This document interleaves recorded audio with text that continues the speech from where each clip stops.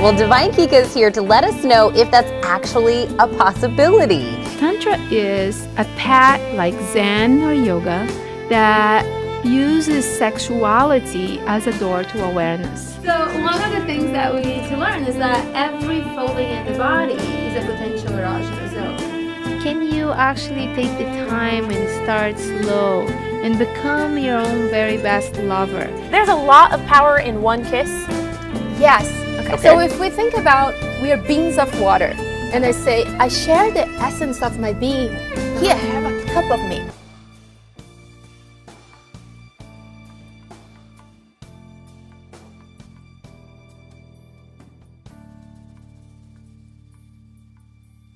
Crystal Down is the founder of Tantra for Awakening. She's an intimacy coach, Tantra teacher, and spiritual midwife. I love that.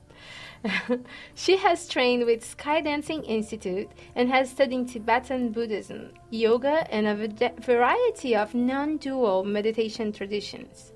She is on the faculties of International School of Arts and Venus Rising University.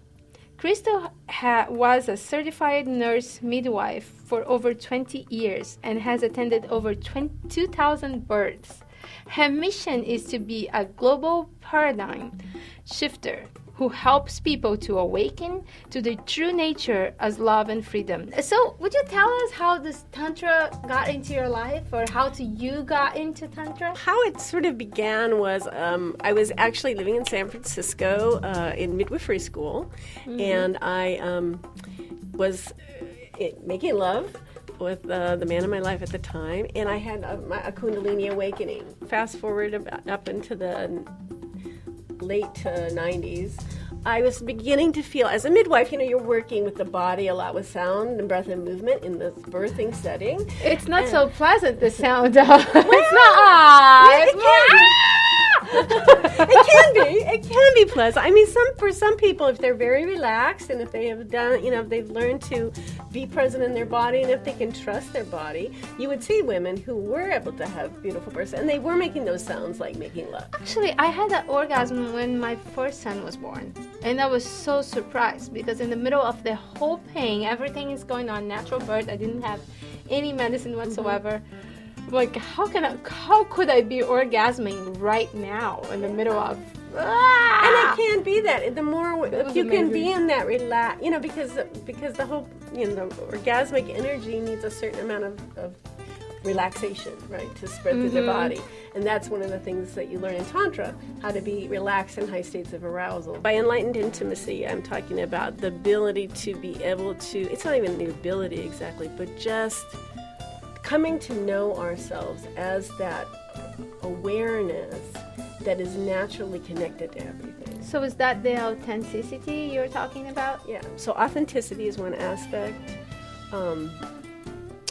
How to be present, which we mentioned earlier, the presence piece. And by presence, I mean, presence is sort of when we can get, because so often, especially in the busier we tend to be, the more we're in our head. And you've had that experience where you're talking to someone, you can almost tell that they're not really listening.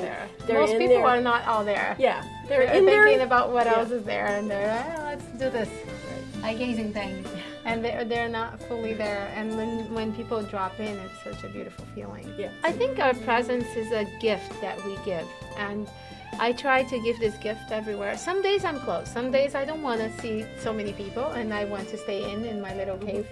Yeah. And I honor that, because those days, those cave-in moments are recharging and they're important. Yes. But when I go out in the world, I like to go, even at the grocery store or wherever I am, I like to make that eye contact, even though sometimes people feel a little bit uncomfortable if I look in their eyes. But still, it's like I'm offering the gift of my presence. Yeah, exactly. So what the thing about the healthy boundaries is being able to notice, being present enough to notice when all of a sudden somebody says something and you withdraw. And you close. Or you close. And then it's an opportunity to share when you say that I feel close. Yeah. I notice I pull away. Yeah. And that's a beautiful gift to your partner. Yeah. And also to learn how to not blame the person who said whatever, but to notice it's about your stuff. Yeah. But also to be able to be transparent enough, to be present enough first to notice it, and then transparent enough to be able to speak to it. And it can happen the other way too. You know, there can be how you say that, to be conscious enough to notice and transparent enough to share it. Yeah. Beautiful.